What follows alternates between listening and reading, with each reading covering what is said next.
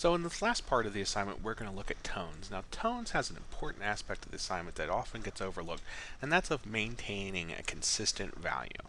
So basically, we're still using the same tools. We have our magic wand. We're bringing up our hue saturation tool, but in this time, we're changing the saturation. We're going to decrease it towards gray. Remember, using even increments for your transitions. And I'm going to go through this, try to do it fairly quickly here, but not too quick that you can't follow along. And you can see, these 11 unit increments, very even.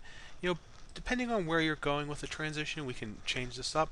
For right now, we're focusing on a complete desaturation of color, either taking us to white with tints, black to shades, or gray with tones.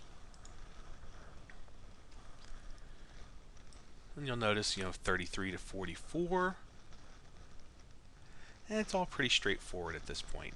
Nothing really new coming into play.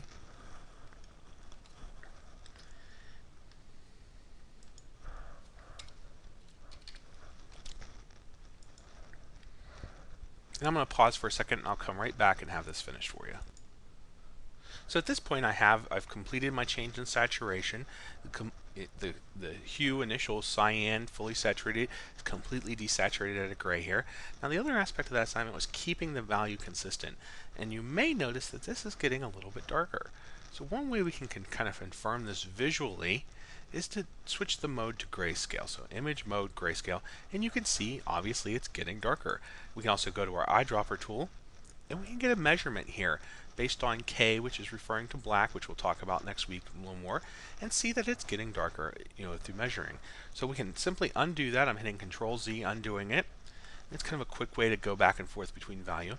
And what I'm going to do is I'm going to switch this tool here, the color window, from HSB sliders to the grayscale sliders. And that's going to let me see those measurements of value and see how it's getting darker. Now what I want to do is change this value.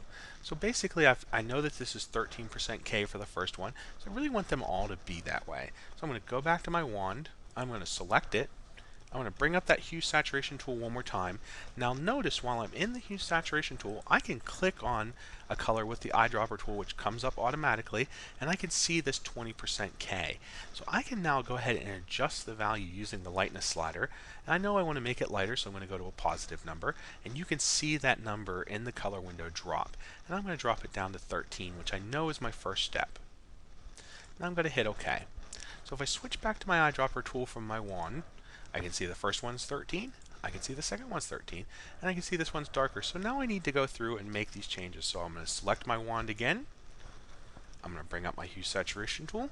I'm going to check the value first. And then while I have that checked, whatever one I selected on left will be here in this window, and I can make this change and watch the value change. And I'm going to adjust it down to 13.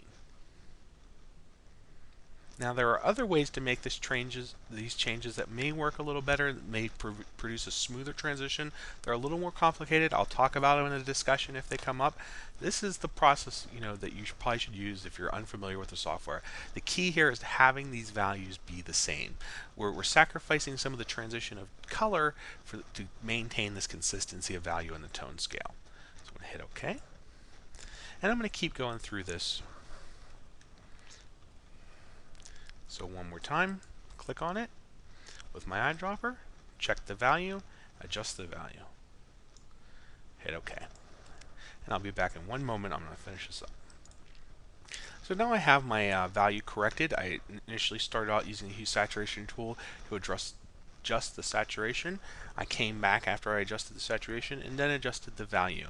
Now, just in case you feel like, well, maybe this is getting a little bit too late and you're not trusting what you're seeing here, go ahead and switch it back to grayscale, and you can see that this value is consistent.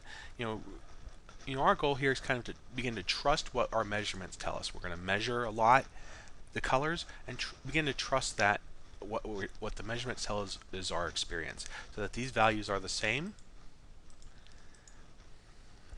And we need to kind of just work with these numbers, use them to guide our experience.